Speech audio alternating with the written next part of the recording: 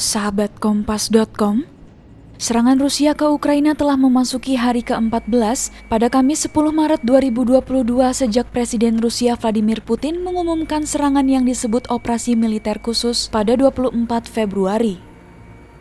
Pada hari ke-14 serangan Rusia ke Ukraina, Kantor Hak Asasi Manusia PBB sejauh ini telah memverifikasi 1.335 korban sipil di Ukraina, termasuk 474 tewas dan 861 terluka.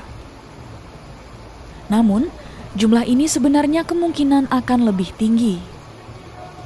Ukraina menyebut bahwa pasukannya telah membunuh lebih dari 11.000 tentara Rusia.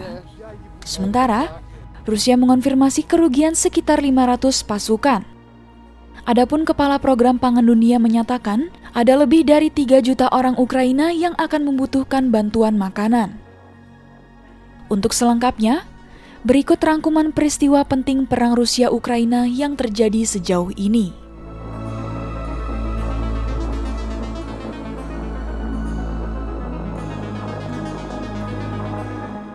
Sebelumnya, pihak berwenang Ukraina mengatakan bahwa koridor kemanusiaan harus memungkinkan kota-kota Mariupol, Enerhodar, Sumy, Izium, dan Volnovakha yang dibombardir berat, serta kota di sekitar Kiev termasuk Bucha, Irpin, dan Hostomel untuk pergi.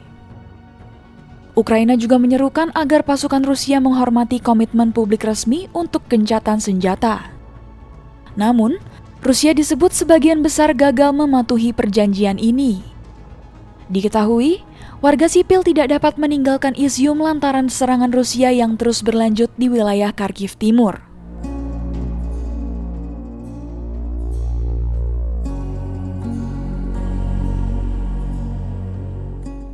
Menlu Rusia Sergei Lavrov akan melakukan perjalanan ke Turki. Di sana, Lavrov akan melakukan pembicaraan dengan mitranya dari Ukraina Dmytro Kuleba pada Kamis 10 Maret 2022.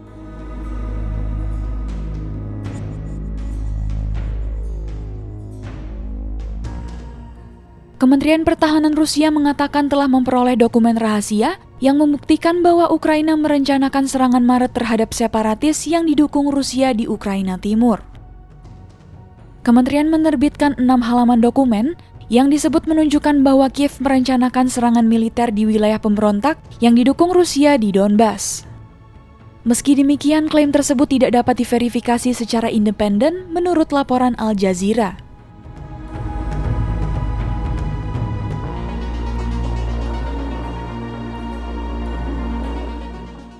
Inggris meluncurkan sanksi penerbangan baru yang memberinya kekuatan untuk menahan setiap pesawat Rusia. Selain itu, larangan AS atas impor minyak Rusia mendorong kenaikan harga minyak lebih lanjut. Diketahui, harga minyak telah melonjak lebih dari 30% sejak Rusia menginvasi Ukraina pada 24 Februari.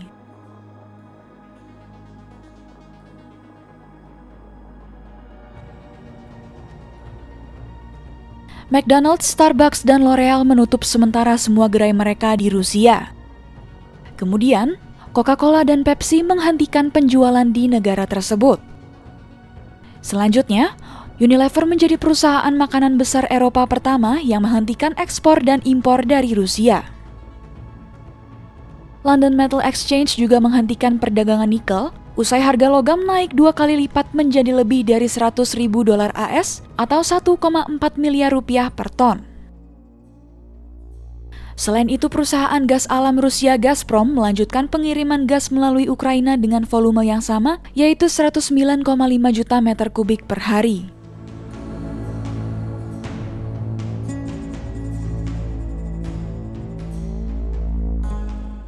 Pihak berwenang Ukraina menyebut pasokan listrik ke pembangkit listrik Chernobyl telah terputus. Perusahaan listrik nasional Ukrenergo mengatakan tidak mungkin untuk memulihkan saluran listrik karena adanya pertempuran di daerah sekitar. Adapun pengawas atom PBB mengatakan bahwa bahan nuklir bekas yang disimpan di sana telah cukup dingin, sehingga kemungkinan tidak akan segera menimbulkan masalah keamanan.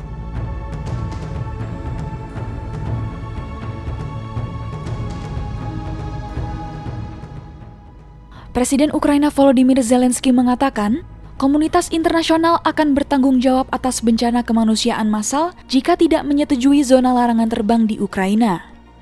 Zelensky juga memperingatkan bahwa negara itu berada pada tingkat ancaman maksimum.